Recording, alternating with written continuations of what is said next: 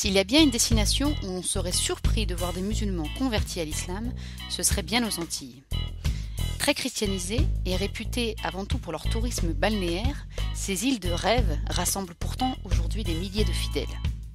J'ai donc décidé de me rendre en Guadeloupe, à plus de 6000 km de Paris, pour tenter de comprendre quand et comment l'islam est arrivé. Comment la religion musulmane, quasi inexistante il y a encore une trentaine d'années, se vit-elle aujourd'hui, de l'autre côté de l'Atlantique, dans un environnement marqué par la culture créole. Salam alaikum. Alaikum salam. Ouais. Donc nous allons visiter donc, la première mosquée de Guadeloupe avec vous, c'est ça, dont vous êtes le président. Hein. La mosquée de Grand Camp. Ça c'est l'entrée de l'immeuble Capitaine Cavé. Hein. D'accord. Donc on prend les escaliers.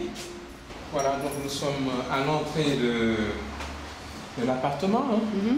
Alors dans ce palier, nous sommes à deux. Hein. Donc nous avons un voisin à côté. Donc quand la mosquée est remplie, souvent les frères sont obligés de prier en face de la porte. Ce qui peut quand même gêner l'entrée de la voisine. Hein. D'accord. Voilà. On est ici dans la première mosquée donc en Guadeloupe.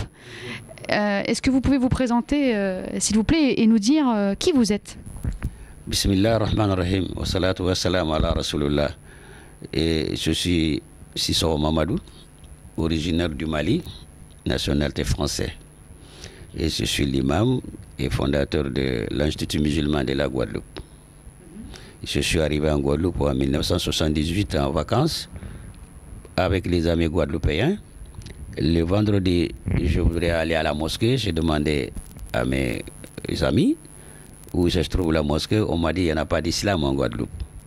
Ça m'a étonné, un pays comme la Guadeloupe, que je vois qui est comme mon pays.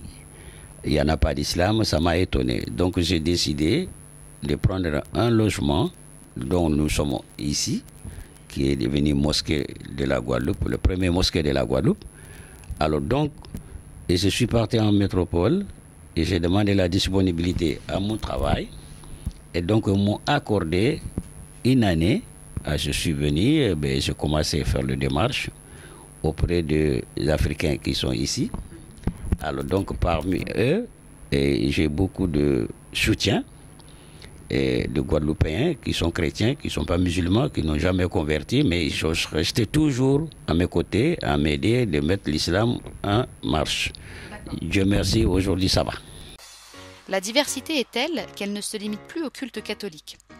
Au-delà du fait que le nombre de personnes converties à l'islam ne cesse d'augmenter chaque jour, la Guadeloupe, que les précolombiens, premiers habitants de l'île surnommée Caloucera, l'île aux belles eaux, ne rassemble pas des peuples, mais un peuple aux origines très diverses. Qu'ils soient indiens, chinois, rasta ou encore békés, les blancs créoles descendants des colons européens, tous vivent en harmonie et se respectent. Il se peut même que certains soient d'origine arabe. Il ne faut pas être surpris qu'en Guadeloupe, on ait des expressions espagnoles qui ont une étymologie arabe, parce qu'on sait que dans l'histoire de l'Espagne, l'Espagne a vu l'influence arabe de 711 jusqu'en 1492, la Reconquista espagnole. Donc c'est normal que, vu que la Guadeloupe a été une île espagnole de 1493 à 1530 environ, l'Espagne ayant vu l'influence arabe, en Guadeloupe, on a des expressions espagnoles qui ont une étymologie arabe, et c'est le cas de Guadeloupe, Oued el Oub, rivière de l'amour. Ils sont aussi nombreux d'ailleurs, comme Najet, d'origine maghrébine, à venir s'installer et travailler en Guadeloupe, quand ils ne sont pas tout simplement guadeloupéens à s'être convertis à l'islam. Pourquoi avoir décidé de vivre en Guadeloupe? Qu'est-ce qui s'est passé? Je suis venue chez des gens et après j'ai resté, j'ai fait une famille et c'est bon. La Guadeloupe c'est magnifique, hein, la Guadeloupe. Ah oui, moi je dis ça, la Guadeloupe c'est le soleil, c'est la mer. Est-ce que c'est facile en tant que musulmane que de vivre en Guadeloupe? Le début c'était un peu difficile mais ça va maintenant. Oui, ça va.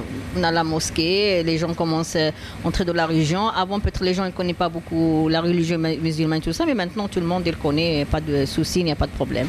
Donc salam alaikum Salim. Wa alaikum salam wa rahmatullahi wa barakatuh. Donc vous pouvez nous dire où on est là exactement? En fait on est juste devant la mosquée Al-Medina qui se trouve au Rézé, qui est la proche périphérie de Pointe-à-Pitre aux Abîmes. Voilà. Donc on va avec le frère Idriss qui est présent. On va vous montrer notre lieu de culte, en fait là où on pratique notre religion quotidiennement et le vendredi. Inch'Allah, ok. On vous suit. Attention on marche. Bon, ici, c'est la salle où, voilà, c'est l'antichambre en fait. Voilà. On reçoit, tous les gens y passent ici en fait, donc bon, voilà. On a notre petite salle d'ablution. Bon, on va juste ouvrir rapidement. D'accord. Voilà, c'est quelque chose qu'on a aménagé pour pouvoir faire des ablutions. Ok. Tranquillement. Alors ici, c'est la salle principale. Oui. D'accord. C'est la salle de prière, avec un minbar, je dirais, qu'on a fabriqué nous-mêmes. Oui, on va voir ça. Machallah. Made in Guada. Minbar made in Guada. Et au messager d'Allah, eh bien, le sa'ada, le bonheur nous trouve dans ce dunya et dans l'au-delà. C'est le premier bénéfice qu'on a dans le fait, ya ibadallah, d'obéir à Allah subhanahu wa ta'ala en pratiquant le repentir. Est-ce que vous pouvez nous dire exactement où nous sommes? Alors nous sommes au Rézé, en fait, exactement dans la, je dirais, la périphérie de Pointe-à-Pitre. Donc c'est un quartier des Abîmes. Et cette mosquée, en fait, c'est une mosquée qui est créée il y a à peu près une 8aine d'années à peu près, quoi. Donc voilà. Donc, voilà. Qui est-ce qui a créé cette mosquée justement? Ben, en fait, on a une association. On a créé une association pour pouvoir justement, je dirais, avoir notre lieu de culte et être, je dirais, autonome et pouvoir faire notre prière le vendredi déjà. Et la mosquée elle est ouverte au maximum dans la semaine. S'il y a des gens qui veulent venir prier ici, bon, on peut ouvrir. Et, enfin voilà, on essaie en tout cas d'avoir une vie, je dirais, islamique dans cette Guadeloupe qui n'est pas toujours facile. Mais voilà, il y a cette mosquée, donc, et puis il y a aussi une autre mosquée qui est un petit peu, pas très loin, même pas une dizaine de kilomètres en fait. On appelle la mosquée de Grand Camp aussi, mais voilà, c'était la première mosquée et nous on a créé celle-là parce que bon, c'est vrai que je pense que le nombre de musulmans est en train de s'accroître en Guadeloupe, donc c'est aussi important d'avoir deux lieux de culte pour pouvoir, et peut-être même Inch'Allah en avoir d'autres, quoi. Ça c'est clair, parce qu'on aurait aimé par exemple sur la Basse-Terre aussi, qui est notre mosquée, parce qu'il y a des frères qui sont là-bas et qui auraient bien aimé pouvoir prier le vendredi, Inch'Allah. Et donc justement, comment s'organise la communauté musulmane ici en Guadeloupe, en tout cas celle que vous côtoyez et qui vient prier chaque vendredi ici? En fait, la vie, elle se passe comme n'importe quelle communauté dans n'importe quel pays, c'est-à-dire que nous, chaque personne, bien sûr, cultive son islam, essaie de progresser dans le din, c'est le plus important. Et par contre, la chose, c'est vrai qui nous cadre, c'est le vendredi, la khutba, parce que c'est très important pour la communauté d'avoir justement la possibilité de venir faire Jumu'ah et le vendredi. Donc ça, pour nous, c'est essentiel. On invite aussi des personnes étrangères, c'est-à-dire à l'islam, pour qu'ils puissent découvrir la communauté, pour justement montrer que bon voilà, faut pas avoir peur, quoi. Nous sommes les musulmans, nous sommes des gens comme tout le monde. La différence, c'est que nous avons un culte qui est fort et que nous voulons justement vraiment avoir toute la possibilité je dirais d'être dans notre dîne normalement, quoi. C'est le plus difficile ici, c'est ça. Et là, plus particulièrement par rapport à votre parcours, par rapport à vous, est-ce que vous pouvez nous en dire un peu plus, justement, parce qu'on est un petit peu curieux? Et l'islam m'a beaucoup apporté, donc je me suis converti très tôt en France, et après bon, j'ai fait mon parcours et je suis rentré en Guadeloupe en 2001, et depuis ça, ben voilà, on continue à cultiver notre culte ici. Et puis il y a beaucoup de frères qui se sont convertis en France, qui sont rentrés, et il y a des frères qui se sont convertis aussi en Guadeloupe, parce qu'il y a des frères ici qui n'ont jamais eu, je dirais, de relation directe avec des musulmans, et qui ont senti à un moment donné le besoin de se convertir, et qui sont venus vers nous, vers la mosquée. D'ailleurs, même vendredi dernier encore, on a eu notre conversion.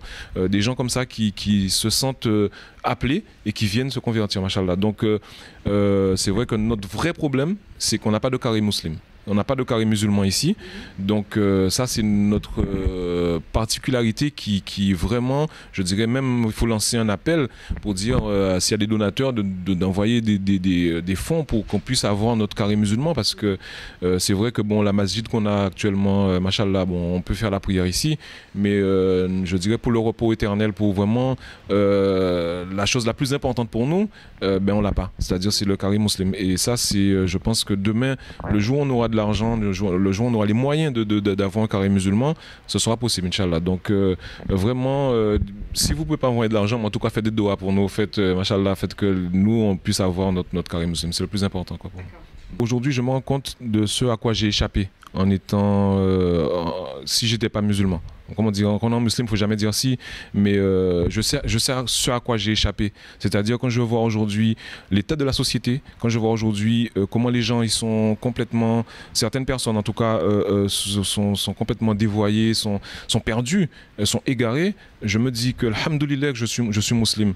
Qu'ils soient africains, maghrébins ou encore guadeloupéens, ils partagent tous des valeurs communes et nourrissent leur quotidien de projets et de rêves. Acquérir une mosquée pour certains, se doter d'un carré musulman pour d'autres, leur enthousiasme est à la hauteur de leur ambition. Qu'il s'agisse de M. Sissoko, de Salim ou encore de Najet, j'ai rencontré des personnes extraordinaires, vivant sur une île magnifique, où les possibilités de tourisme sont aussi nombreuses que variées. Une île encore plus belle de ce que j'avais pu imaginer.